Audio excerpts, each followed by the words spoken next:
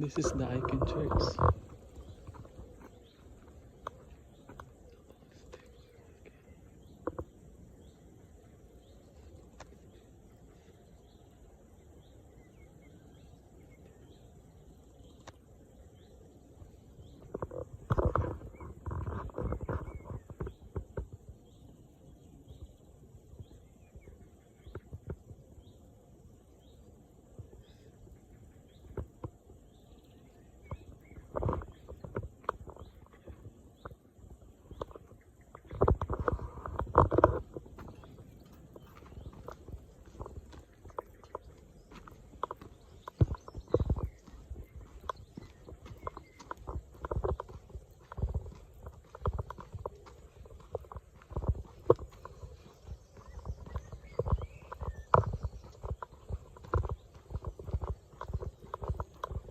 Ayan guys, andito nagtatago yung Icon Church.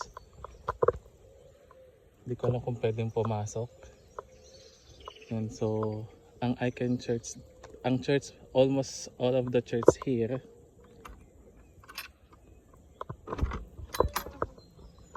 and almost all church here ay may mga puntod. So, parang nakakatakot guys.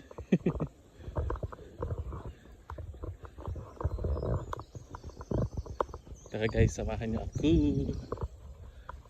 Adventure natin ang Icon Church kung saan kami nakatira mismo na lugar. And so may mga puntod po dito.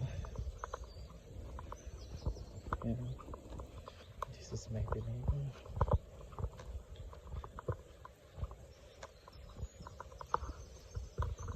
Siguro may mga service din sila dito afterwards.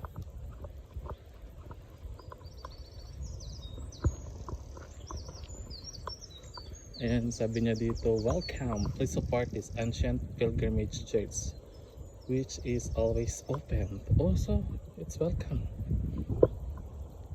So, ancient pilgrimage na to siya.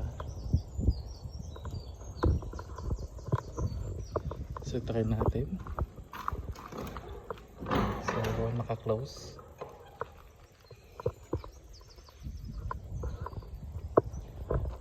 Try natin libutin. So punong-puno pa rin talaga siya ng mga puntod guys, kahit dito sa gilid-gilid.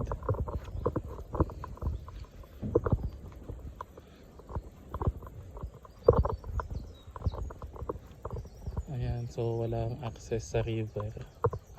Actually andun yung river sa banda ron. Ayan, so low tide siya.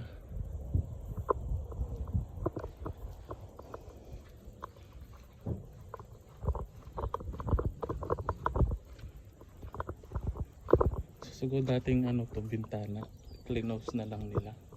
Tsaka dito guys, hindi sila naglalagay ng mga bakal. Dahil dito sa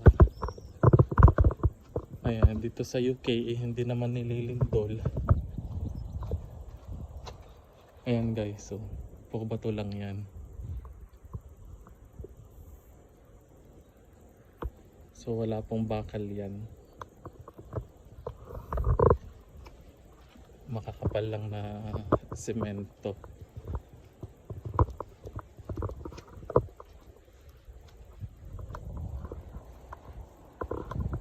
Private land na yan, no?